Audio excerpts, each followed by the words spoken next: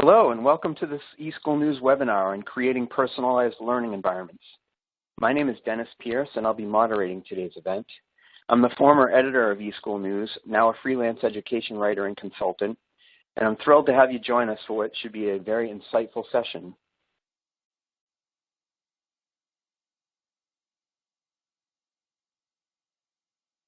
Today's webinar is sponsored by BrightBytes. The BrightBytes Clarity platform uses research-based frameworks to analyze organizational data, helping education leaders make better decisions for their students. Clarity houses 7 different modules, including a predictive analytics early warning module and a technology and learning module. Before I introduce our presenters, I have a few housekeeping items to go over. Today's event will be recorded, so you don't have to worry about missing anything. Within a few days, you'll receive an email message that contains a link to the recorded webinar complete with the slides. You can submit questions at any time during the presentation by typing them into the Q&A box on your screen and hitting submit. We'll save those questions for a Q&A session that I'll be leading with our presenters at the end of the webinar. We also have a group chat function that you can launch by clicking on the blue chat button at the bottom of your screen. Feel free to use this feature to chat among yourselves or to contact someone from the eSchool News team if you have a technical question. But please don't use this feature to ask the panelists questions because they won't have time to be monitoring that space during the webinar. If you have questions for the speakers, you can use that Q&A box that I had mentioned before. Finally, if you find that you're having a hard time reading the text on the slides, you can enlarge that portion of your screen by clicking on the box in the upper right-hand corner of the slide window, or you can make it full screen by clicking on the 4 arrows. So with those items out of the way, let's get started with our presentation. Today's webinar will focus on making data-driven decisions in support of personalized learning environments. We encourage you to join the back channel conversation on Twitter by using @BrightBytes in your tweets. In addition, BrightBytes has made 2 PDFs available for you to download right from the webinar platform. 5 Technology and Learning Quick Wins is a resource that includes short, actionable tips for improving the impact of technology on learning that can be implemented with relative ease and little risk. The Evolution of Early Warning Systems is a white paper that explains the differences between threshold and predictive analytics in early warning systems. I encourage you to download both of these resources. We have 2 really terrific speakers for you today. Dr. Philip Hickman is superintendent of the Columbus Municipal School District in Mississippi, and he's a true transformational leader in K-12 education and ed tech. I've had the privilege of interviewing Dr. Hickman and hearing his district's story before, and I know you're going to learn a lot from him. He's a leading expert on best practices for using education technology for student personalization district-wide. His passion for educating all children and making sure they're future-ready drives him to continually disrupt the current education system. Dr. Hickman is an AASA nationally certified superintendent, and he's presented at many of the top ed tech and personalized learning conferences in the nation. He's also the author of Stop Dribbling Footballs, which describes a new and unique approach to understanding individualized instruction and challenges educators to rethink their approach to educating students' behavioral norms. Also speaking today is Dr. Crystal Ayers, Vice President of Educational Support Services for BrightBytes. Dr. Ayers has more than 27 years of teaching and administrative experience in K-12 districts at the university level and nationally as a consultant, instructional coach, and national trainer for the College Board. As Director of Professional Learning in a large urban school district, she built teacher and leader capacity using research-based best practices essential to increasing student achievement. She's been a keynote speaker at numerous conferences across the nation in the areas of leadership development, dropout prevention, early warning, student engagement, and data analysis.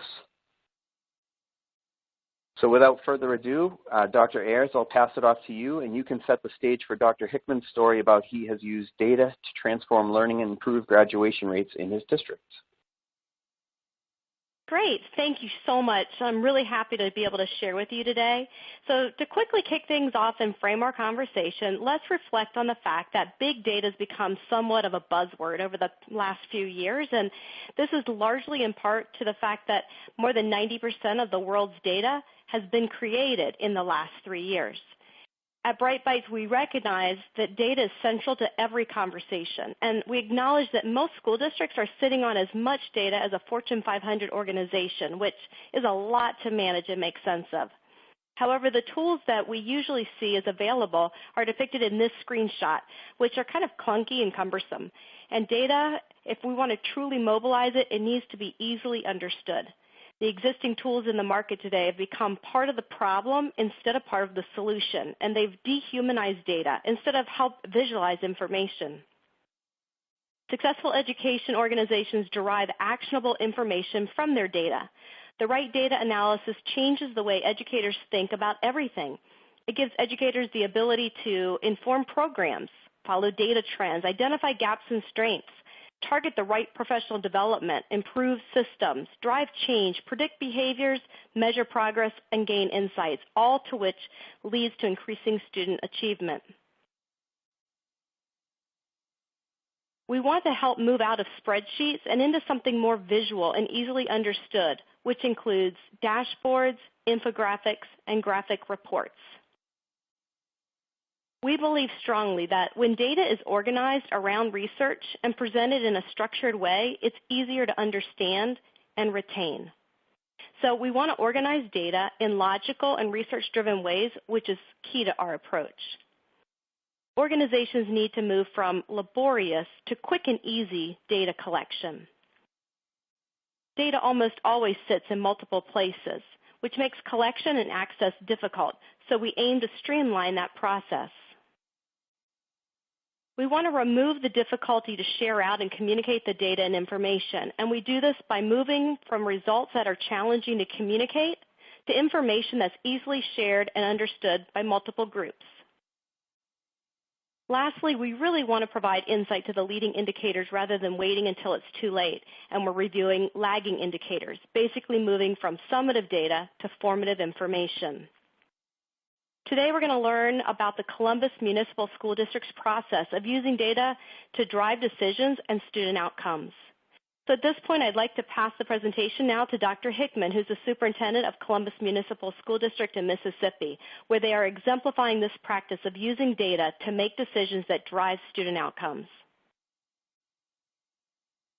All right. Hello, everyone. How you doing? My name is Dr. Philip Hickman. I am the superintendent of Columbus Municipal School District. As you can see, the profile of my district.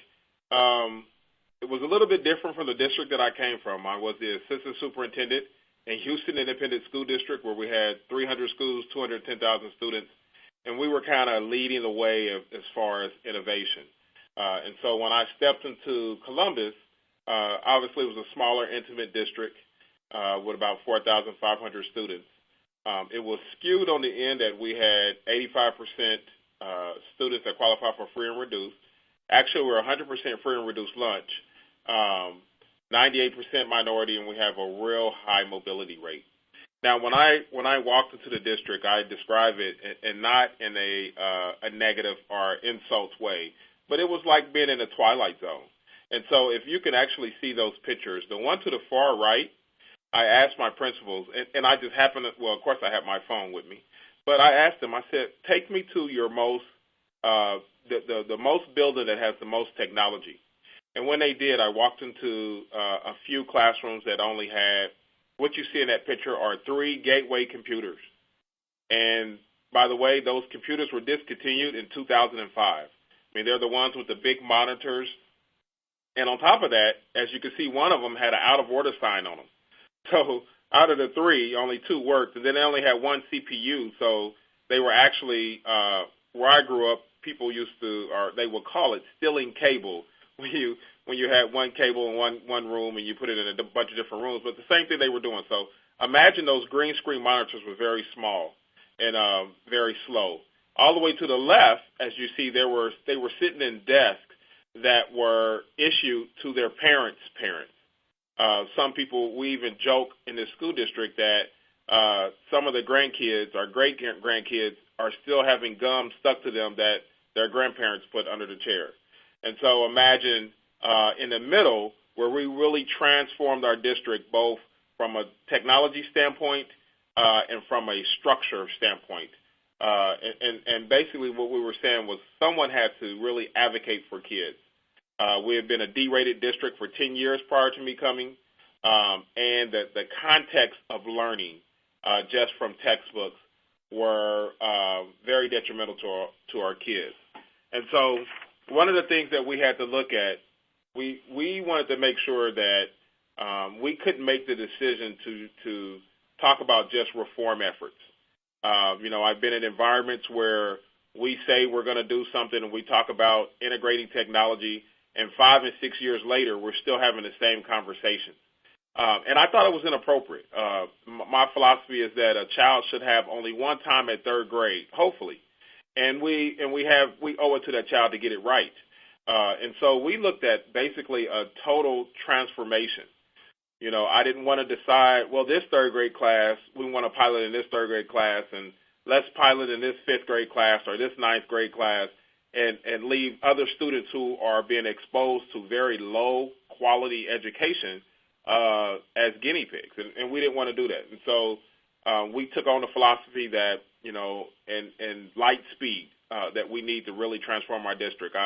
My philosophy is that I plant the seed in the morning, and we need to be cutting the grass by noon. I don't care who brought out the water, who brought out the sun. I don't want it at the end of the day. I want to be cutting the grass by noon. And so we felt that we owed it to our kids to really look at how do we integrate and transform. And so we did it district-wide. We looked at how could we lead this effort of technology and bringing our kids into the 21st century, which the 21st century is really outdated because it's really kind of a new era, or probably a 22nd century. But one of the things that we agreed upon is that we need to lead with an instructional model. To lead with technology is more of a negative disruptor. If you look around the nation, those who led with buying devices and thought it was just about the devices, they really didn't be successful as a district. And so we wanted to look at how could we change the context of our classrooms, how can we transform the thinking of the adults, and we wanted to make sure it wasn't about adults just pouring expert knowledge into empty vessels, but it was about children constructing knowledge and constructing their learning and demonstrating mastery.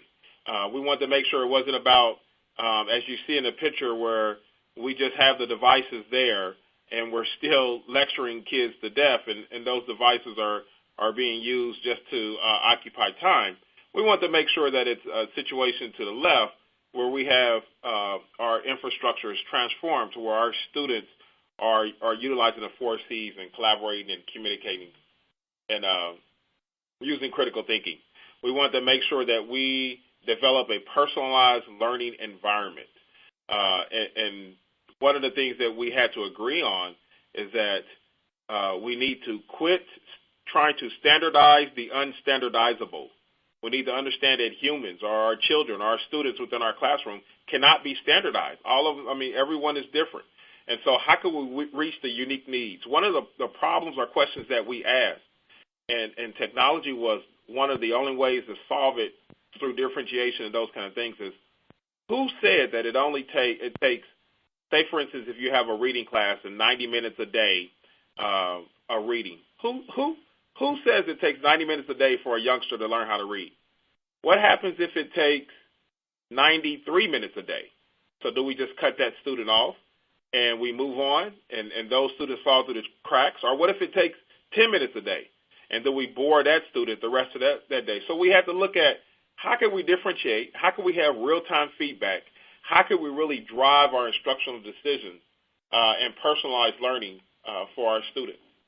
And so, we had to look at a framework. And one of the things that we really concentrated on was bringing along all stakeholders. And that's important, that you have a shared understanding or shared vision for transformation, to make sure that we don't have splinter people branching off in different directions. And therefore, it's kind of a moot point if we're not all laser focused on how our definition of our shared understanding of transforming, and it goes beyond the school district. It's all stakeholders.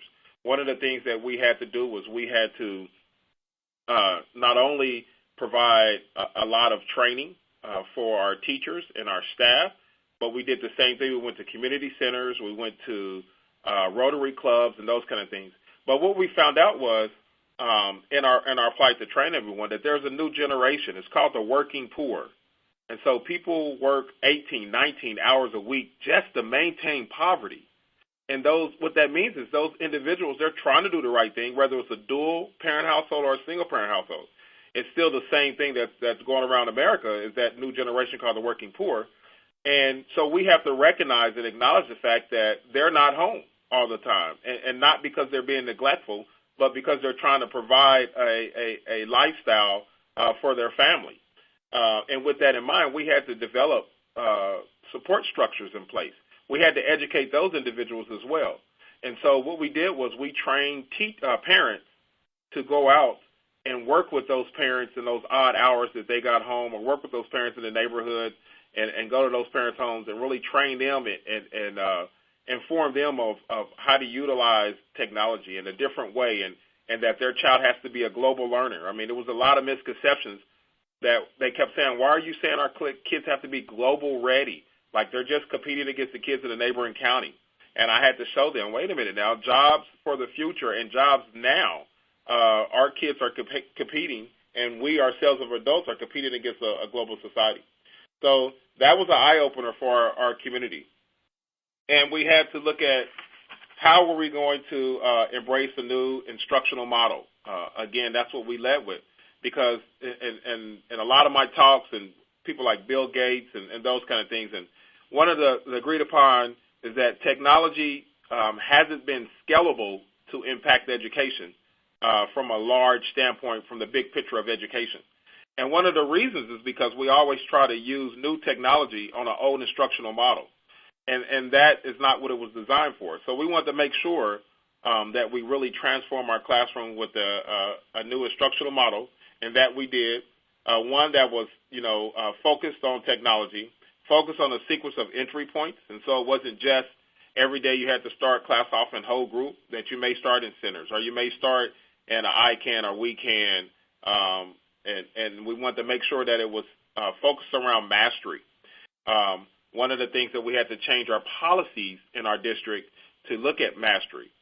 For instance, because we were able to utilize technology in the right way, if in a traditional sense, if a student is working on Unit 1 or the classes, we move to Unit 2, we take an assessment, students fail it, students pass it, students get okay on it, and we move on to the next unit. Well, and we never go back, and we never capture those kids who are master, but yet we say we want all kids to be successful in college and career ready. And so one of the things that we were able to do with different platforms was, even though we were going through our journey of education, those students were able to still generate resources to relearn that information through technology, and at any given time demonstrate mastery, whether it's take a different assessment that's still along those lines of those standards, or whether they demonstrate mastery in a different way. And we were able to change their grades. And then the model deals a lot with differentiation of instruction and different levels and types. One of the things that we had to quickly do is we wanted to make sure that our decisions are based on data.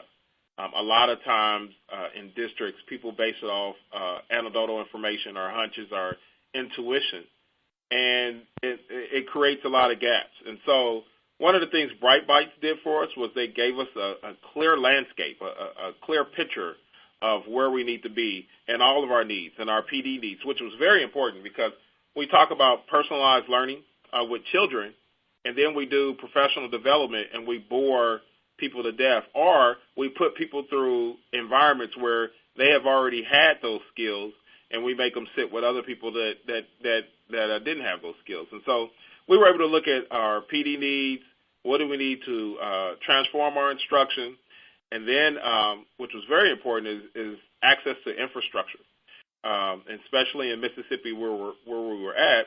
Again, remember, we barely had technology through our district, or they thought we had technology, but we had outdated technology through our district.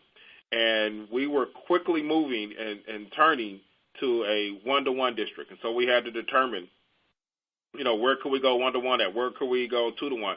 Do we need to have a BYOD? And then the selection of devices. And I would like to add there that, throughout our decision-making, especially when we were determining one-to-one, which I'll talk about later, we are one-to-one at the high school with MacBooks, we're two-to-one at the middle schools with HPs, and we're two-to-ones and one-to-one at the elementary schools with iPads and a mix of HPs. And one of the things that we wanted to make sure is that our students did not become device-specific, that they were device-agnostic. And so not that I was ADHD as far as picking devices to go through, but we were real intentional about it.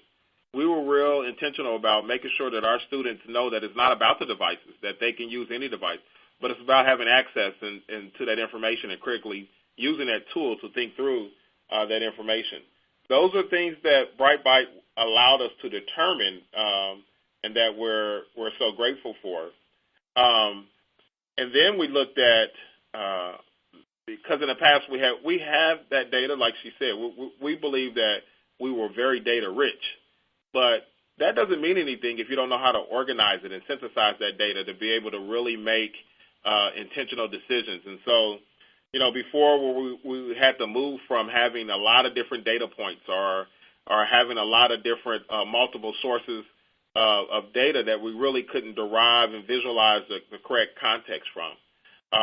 And we went straight towards when we transferred to Brightbyte, and we were able to get the information that we needed and were able to pull it out to be able to make those insightful decisions based off the modules that Brightbyte had delivered for us. One of the things that we really looked at was the Brightbyte's case framework.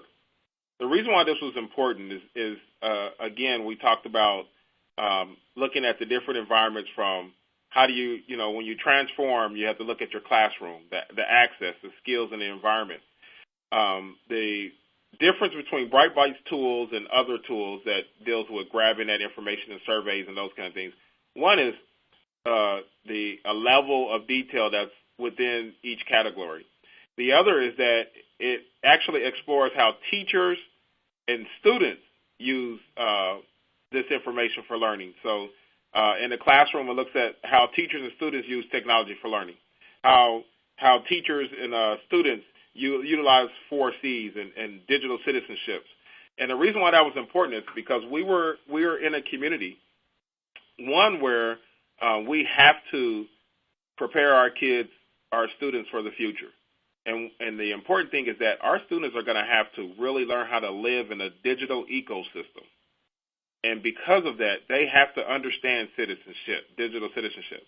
They have to understand how to utilize the 4 Cs because it's no longer that it's based off memorizing facts and figures and information, because that little black box in your hand or that little device is going to be able to synthesize and give you whatever information you need. You have to know how to apply it. But the digital citizenship was important to know where we were at, is because we were still in a community where adults didn't know how to monitor digital citizenship. And because of that, at one point in time, we had students who had some devices. And, for instance, we had a cold weather day in Mississippi. I used to live in Chicago and Kansas City and those kind of things where it really snowed. And so in Mississippi, we had a few flurries. And so they wanted us to cancel school. Well, I'm a superintendent from a different state, and so, the flurries didn't necessarily scare me, so I wasn't going to cancel school. Well, we had students and adults, our parents, who kind of attacked the news station. I guess they thought that the weatherman was in charge of it, and they attacked the news station from a social media standpoint and left a lot of negative comments. One is their faces were still attached to their comments, and 2, we were able to identify that some of them were our students. And that's what we were talking about. How do you communicate in a digital ecosystem? Where were we at with that? How do we know what we need to teach to start from the basics on up to be able to have our students to thrive and exist in a digital ecosystem? And so that was important with their framework, that the access at home, and we're gonna talk more about the access at home and how we accomplished that. But that was even a remarkable flight. If we didn't even have technology and it wasn't important in our school buildings, imagine how technology was viewed in our homes, and especially if we're 98% free and reduced, and we're saying that we're one-to-one, where they're taking devices home, and we're asking them to utilize them beyond our school walls. And so one of the things that we looked at and that we're going to talk about is how did our district overcome and go to a OER curriculum adoption. And then we're going to talk about the devices and make sure that our students were not device agnostic, and our community Wi-Fi, which is probably an important piece when you look at infrastructure. And once we realized that we didn't have the infrastructure not only in school but in our communities, and we switched to a district-wide magnet school program, and then also our PGPs, our personal graduation. And so let's start with the OER adoption. And whether you know or not, when I started as a superintendent in 2014, it was July 28th when I was hired. And, of course, school is starting in a couple of days.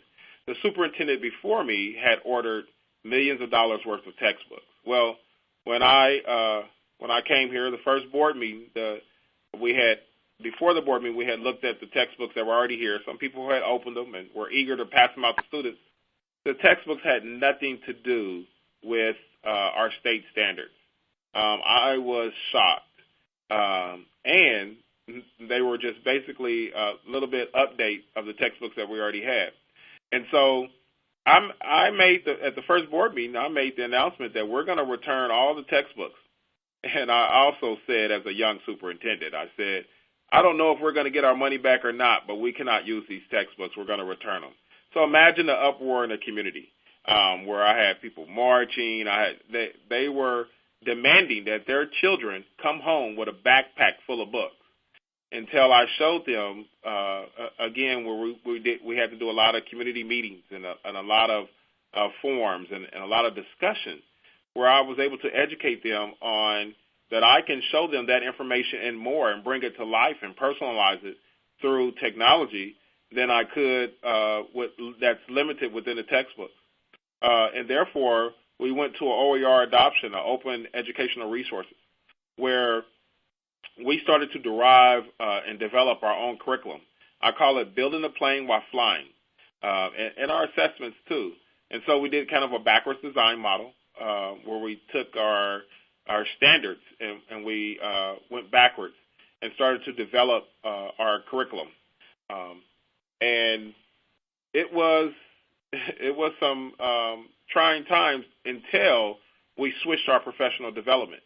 And so we'll talk about that in a little bit, but the professional development was actually the key. Is one of the things that we had to talk about when you have such a transformation like this. People are okay with it if they feel like they're prepared or better trained for it than the mandates that we usually do, where we don't have a lot of people involved in that decision making. And even if we do have stakeholders involved, it still doesn't represent everybody's thoughts and feelings, and people feel like it's pushed on them, especially if they didn't receive the amount of training. So we were able to look at our PD needs. The other aspect of it was the device adoption. And again, we're 1-to-1 at the high school, and we were 2-to-1 with 1-to-1 with MacBooks at the high school, 2-to-1 with HPs at the middle school, and some iPads sprinkled in there. And then our elementary school, we were 2-to-1 with iPads.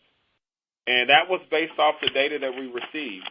We were first originally going to go with bring your own device, obviously because we were a district that was strapped for money, until I returned all the textbooks.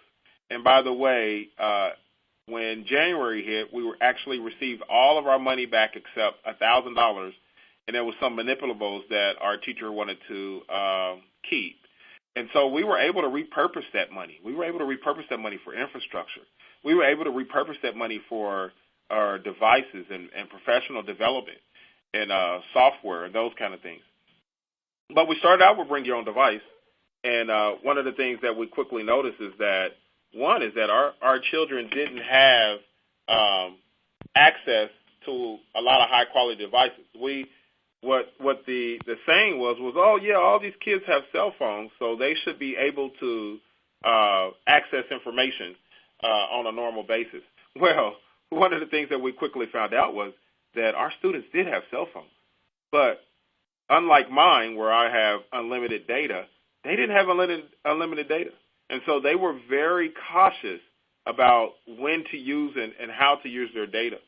And if our Wi-Fi wasn't intact when we, from Bytes, we were able to build our broadband and our Wi-Fi, then that would have been more problematic for us.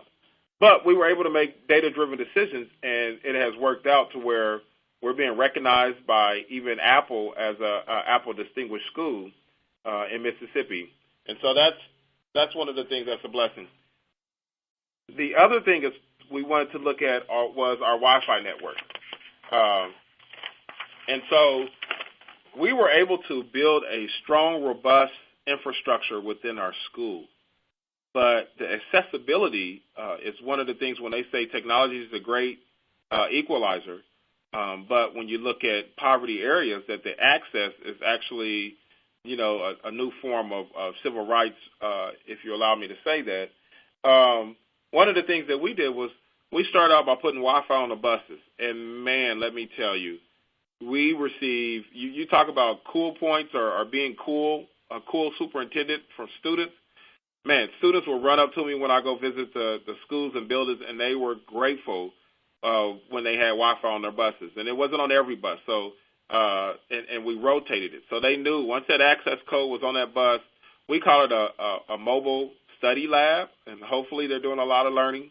But our students were grateful. And that also reaffirmed when our students talked about data minutes. And they said, Dr. Hickman, I didn't have enough minutes, but, to utilize them when I'm going home. But I love it when you put Wi-Fi on the buses, and they were excited. And you talk about the discipline went down. The discipline went down on our buses for those who had Wi-Fi on our buses. I don't know if the children were even manipulating us to where the buses that didn't have Wi-Fi on them, they acted up a little bit more so that they can get that faster rotation of Wi-Fi.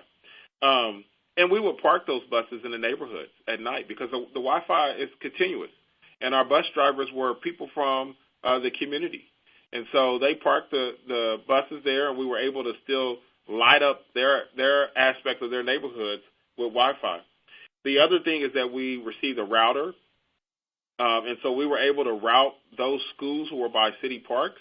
We were able to route Wi-Fi to the parks, and so you will, on a given day, you will see parents and students walking around parks or sitting down with their devices, and they're actually doing work, and they're utilizing it. You will see we taught parents how to look for jobs and how to strengthen their home environment through utilizing the Internet and utilizing the devices that their children had. The other thing that we did was we developed a data map, and so we mapped out the whole community and talked to businesses that had free Wi-Fi, not just your McDonald's and Starbucks. And then we put it on a map so people knew where to go to utilize Wi-Fi. And the other thing is that we increased the Wi-Fi and we pointed it towards our parking lots. And so this was the first time in my life I was happy to see in high school parking lots cars that had foggy windows. I mean, that's when it was appropriate because I would walk to those foggy windows and there would be parents there with their kids and they would be utilizing our technology and utilizing our Wi-Fi. The other aspect of it was we used Bright Bytes as a GPS, and we needed, as an adult, we needed real-time feedback to know where to go, to be able to intervene with our students, to be able to make real-time decisions that didn't delay the quality of instruction and the quality of opportunities that our children were able to do. And so based off that, we developed what was called our district-wide magnet school. So at our elementary, we had magnets, fine arts, aerospace, health and wellness. And at those magnets, we started out the elementary, we did the same thing, kind of a backwards design. And so we wanted to know what a fifth grader, what do we want an eighth grader to know at fifth grade if they were a fifth grader with eighth grade knowledge.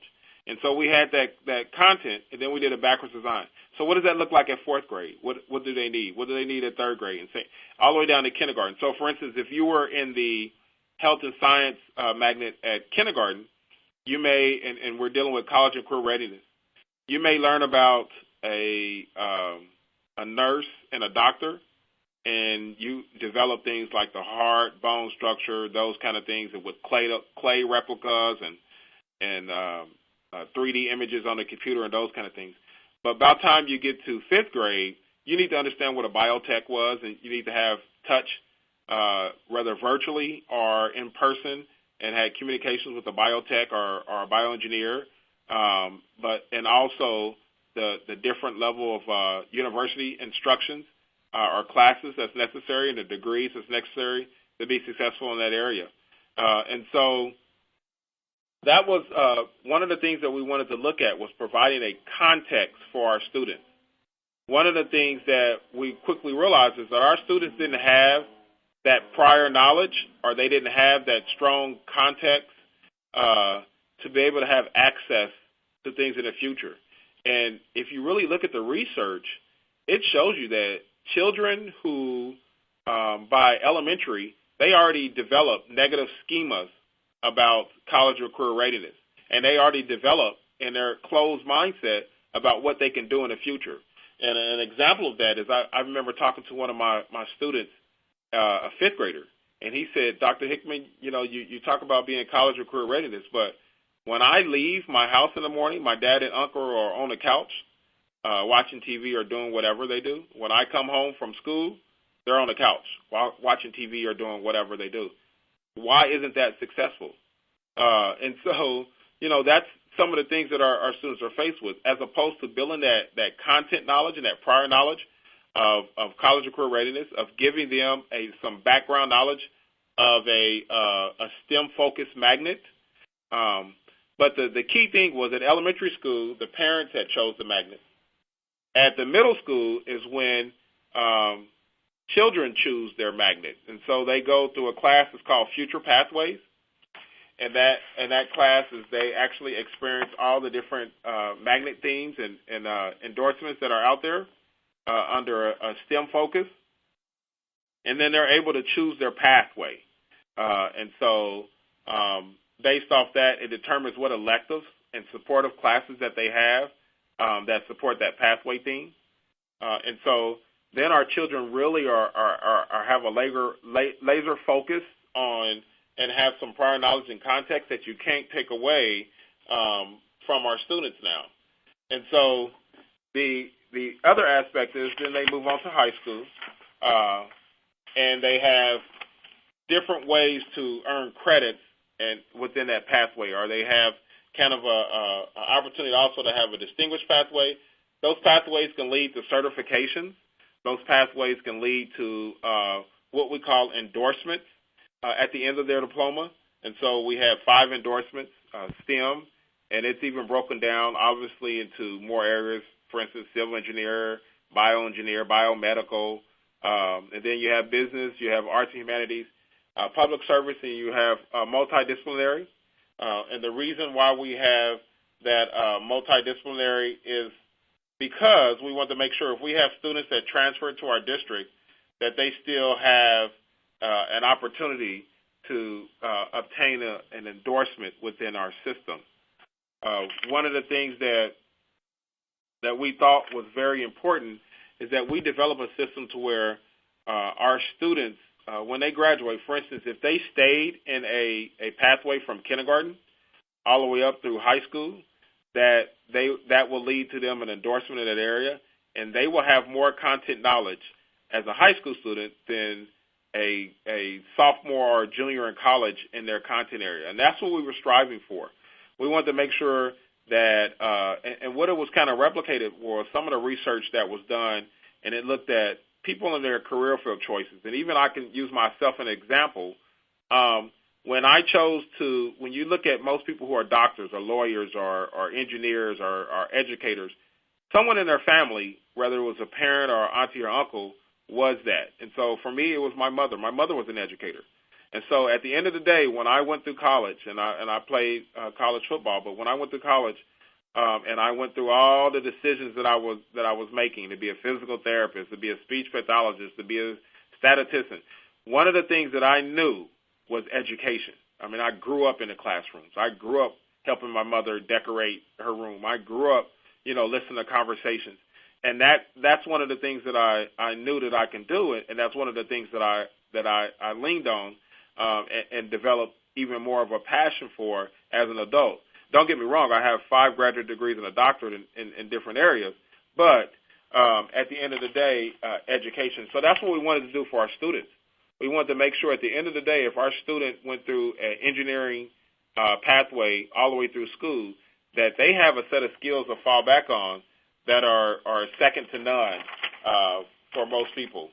One of the things that Bright Bites allowed us to do also was to think about developing PGPs, personalized graduation plans, and what we call MTSS or RTI PGPs, and starting at kindergarten, which is rare. Most people develop pathways and personalized graduation plans at late middle school, but we felt with our population, our student population, that we really need to start early at elementary school. And one of the things, like I said, based off the data and the research that showed that children were disengaged by kindergarten and first grade.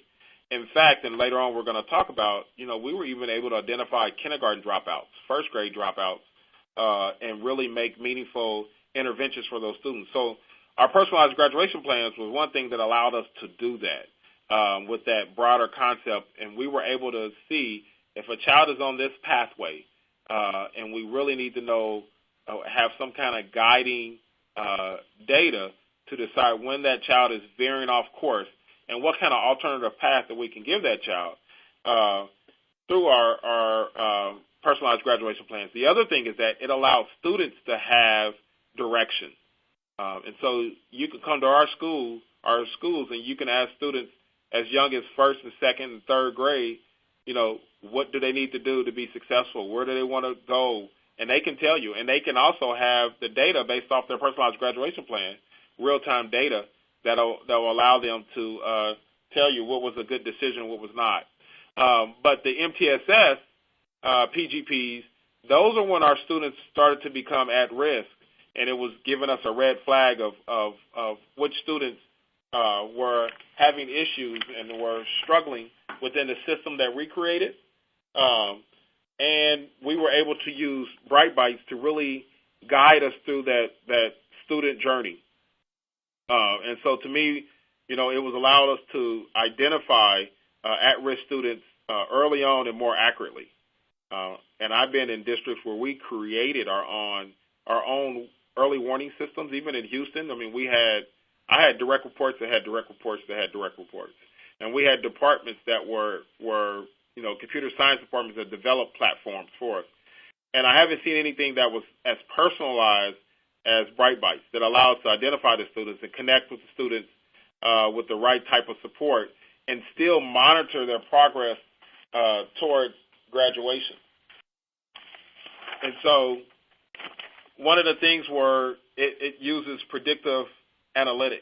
And the importance of that predictive analytics is because we were able to customize what we do towards our district, towards our students.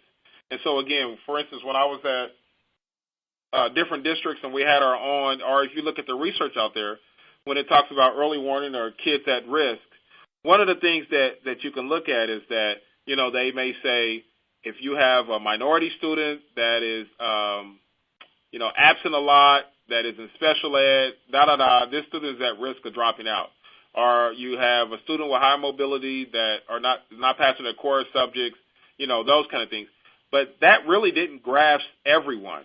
And the other thing is it didn't really look at what total risk factors within your district that fits the profile of your kids that labeled your kids as dropouts. And so what Bright Bites was able to do is they take your data from 10 years back of all your students that have dropped out of school, and it develops an at-risk profile. And then they're able to backwards design that profile all the way back to kindergarten. And so we were able to see kindergartens who were at risk of dropping out. And so we were able to have a platform that can tell us throughout our district what percentage of kids who are at risk, all the way down to the building level, all the way down to the student level. And so we were looking at first graders and third graders who, for us, the predictive analytics, those kids who dropped out for the past 10 years, we knew what they looked like in third grade. We knew what they looked like as kindergartners. And so once we had kindergartners throughout our district that fit in with that profile, and then Bright Bites is able to provide for you information to intervene. And so that's what we use as our guides to be real intentional about our decision making and about student intervention. And to me, it was second to none. The other thing is that we built structures around the Bright Bite data. And so we had meetings. I had a person that was specifically designed to have big three meetings with our principals and look at the big three: behavior, attendance, and academics. And they were able to have those data meetings with our principals, and then the principals were able to come up with plans of intervention, and then they worked with their staff and their MTSS staff, drew all the way down to the teacher, and had conversations with students and parents surrounding this data. And it was only done because we were able to look at the trends. And when I tell you that having conversations with parents, and we're in such a small community, that children 10 years ago that have dropped out, and we have their kindergartners or our first graders who fits that same profile, some of the things that we were finding out were these kids were related. And so they were actually recycling the same mistakes or recycling the same behavior that led to that culture of poverty. And so we were able to intervene as a district to make better decisions. I'm going to pass this to Dr. Ayers to talk about the analytics. Thank you. Yeah, so just share a couple of slides, and then I'll toss it back to you, Dr. Hickman. But this is what the framework is, the early warning framework, and it's based on Belfan's research for identification of student risk levels. So when Bright Bites early warning module connects with the district student information system, it groups this overwhelming amount of data in about 24 success indicators, which are organized in these 4 domains: academics, attendance, behavior, and demographics. And each of these factors is weighted dynamically based on the organization's historic data. So the framework provides a unique analysis to provide a personalized analysis for each student, school, and for the district. So for a number of years, the best available model to identify students at risk was a threshold or a checklist approach. So this might look familiar to you. And it is based off the work of Belfan's and Johns Hopkins University. The approach is, basically proactive rather than reactive because it is research-based. But it means that students are not really at risk until they hit a certain threshold. For instance, 10% in attendance, or their GPA is a 2.0, or they've had 2 or more behavior incidences. And the problem with that is that risk is not a yes or no answer, but risk truly manifests itself on a continuum. And this is also kind of a one-size-fits-all, elementary to high school, and we know that a risky first grader looks very different than a risky ninth grader. So this is an example here of the Bright Bites Next Generation Predictive Analytics Dashboard that Dr. Hickman was referencing. This is research-based and analyzes those critical components to most likely impact a student's risk level as early as first grade.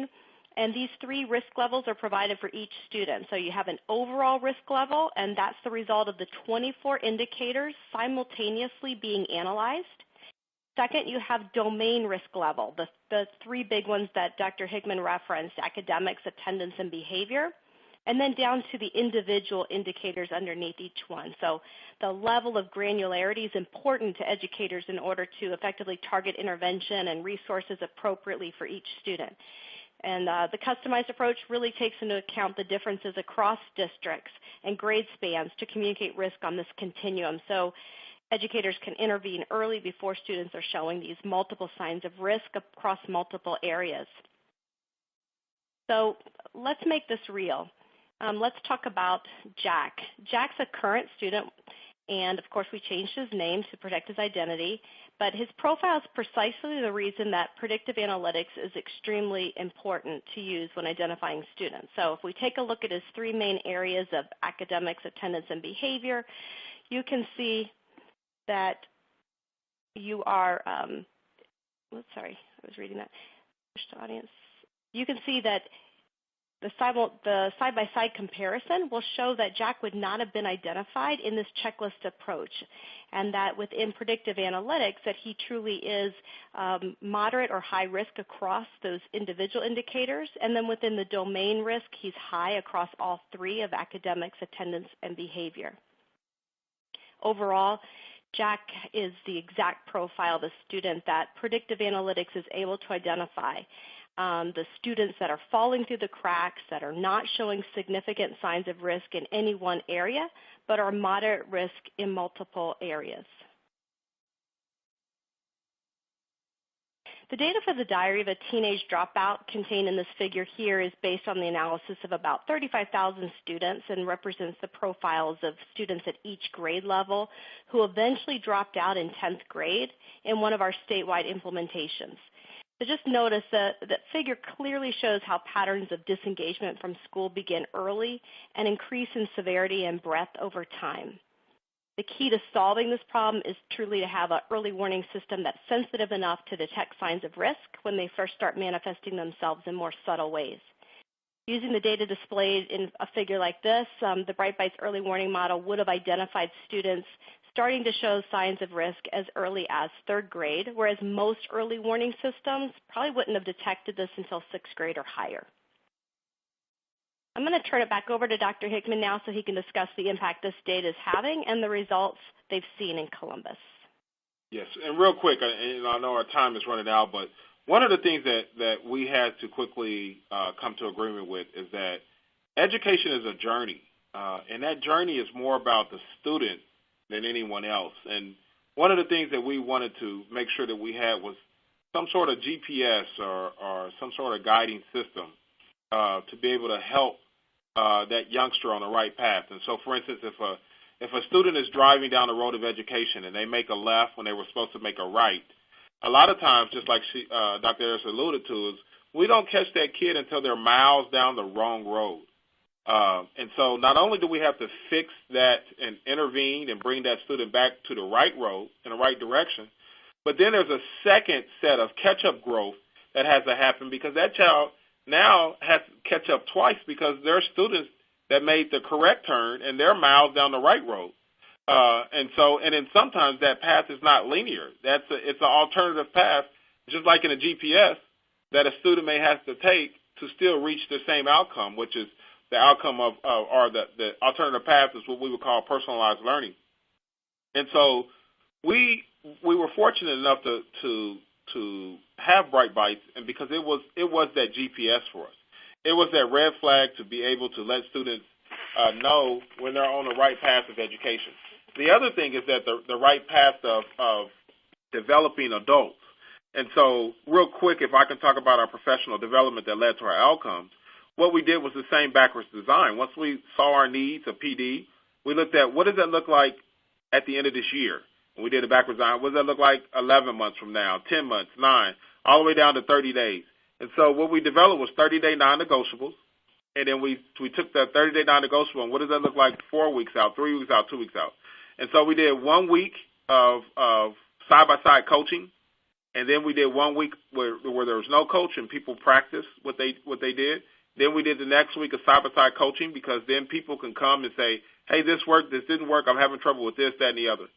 And then when we got to the end of that month, that 4 weeks, we celebrated small success, and then we moved on to the next 30-day non-negotiables.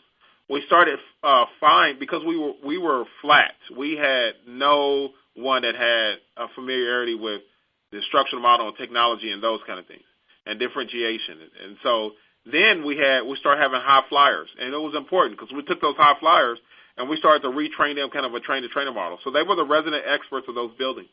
The other thing is that we use those high flyers, we call them T3s, teachers teaching teachers, after they completed micro-credentialing and those kind of things. And so we were able to tier our professional development, meaning that those teachers also not only ran the POCs, but they stood after school on certain days, and they worked with those few teachers who needed more of that intimate one-on-one interaction. No kids there, no nothing. They just needed to have that intimate training. And so think about it. We celebrate those small success, and we move on to the next 30-day non-negotiables. And pretty soon, 5 and 6 months down the road, people were experts. And so that philosophy is, how do you eat an elephant? And it's bit by bit, right? How do you eat a giant marshmallow? And it's one piece at a time. You don't eat the whole thing. And it's the same approach that we went to professional development. And as a result, what we had was we were one of the first we won the Digital Curriculum Award from ISTE and also the Center of Digital Education. We also were one of 6, and we were the first, by the way, districts by the United States Department of Education to be labeled as a national ambassador for OER in digital technology. Our attendance has grown. Our engagement is 98% now. Our graduation rate, which unfortunately was at 60% when I came, in 2 years we're at 82%. We had increased dual enrollment by over 200%. We have 98% of students who take dual enrollment receive their A or B. And so in Mississippi, we have 70% of the whole entire state, of all kids who enter their freshman year have to take remedial courses. I was able to argue, now wait a minute, we have hundreds of students that passed your class, that passed, on campus, a dual enrollment class, and online. That student is not, a remedial student. That student is very college or career ready. And we are no longer under state takeover as well. And so we had some success, a lot of success that led from Bright Bites. We have hosted national conferences with the United States Department of Education, Amazon, Microsoft, and Bright Bites even contribute and those kind of things, and just to showcase our skills. And recently, we were just labeled by Tom Vander Ark with Getting Smart as one of 30. We're actually number 22 of most technology districts to visit. And so, we felt like we reached our goal. And currently, one of the things that is our new goal is that 100% of our students graduate, and we think it's possible. We think it's very possible, and one of the contributing factors is definitely utilizing Bright Bites to really not only identify our students and provide interventions, but also to look at our landscape of our needs and to be able to use that data to drive decision-making. All right, and so I guess we're moving on to, are there any questions? Thank you, Dr. Hickman. You have a great story. You've done so many great things in your district, and we're really happy to be able to share those with everybody. And thank you, Dr. Ayers, as well. We have time for just a few questions. If I don't get to somebody's question, there will be contact information in the last slide, so you can follow up with Bright Bites, and if there are any questions still outstanding. Dr. Hickman, can you talk a little bit quickly about how you're able to share the data and reports that you get from the Bright Bites modules with stakeholders in order to fund the programs that you discuss and advocate for further funding? Right, and so obviously at the district level, we have access to it, and our principals have access to it, and they share it with their teachers, who actually are a great media for us because they go out and they live in the communities and they discuss it. But it is actually one of our agenda items on our board meeting, and we have public board meetings, and so that are recorded, and so we talk about and discuss Bright Bites in detail. But I also take the data with me. Our students have a data folder. Our teachers have a data folder. And I have a data folder. And I take that data with me when I'm talking to possible vendors or business and industries to show them the impact of our data. So it's more of a peppered approach. It's not one silver bullet, but we kind of just beat the streets and really let the data speak for itself through the modules, which are really intuitive and easy to look at. Great, thank you. Dr. Ayers, as a quick question for you, can you talk about the involvement that Mason Education had in the development of the early warning predictive analytics model? Absolutely. We partnered with Dr. Mary Mazine, who is the president and founder of Mason Education, and it was really through her work over the past 25 years in this field of research and analytics and analysis that she developed the algorithm to really identify those students earlier and more accurately. And so we partnered with her to kind of create those models and risk analysis. And we are the technology side where we're able to take all the data and populate it into educative, engaging, and really actionable dashboards that is really easy for our customers to understand and to utilize. Great, thank you. Unfortunately, that's all the time that we have for today's presentation. I want to thank our speakers again, Dr. Hickman and Dr. Ayers, for a great presentation. I'd like to thank all the audience members for joining us today. Just a reminder to, if you haven't already done so, you can download those white papers that are on the left of your screen. They'll contain some more information. If you have any questions, you could follow up with the Bright Bites, the websites listed on this slide here for the technology and learning module and the early warning module that you heard about. So thanks again, everybody, for participating, and have a great day. Thank you.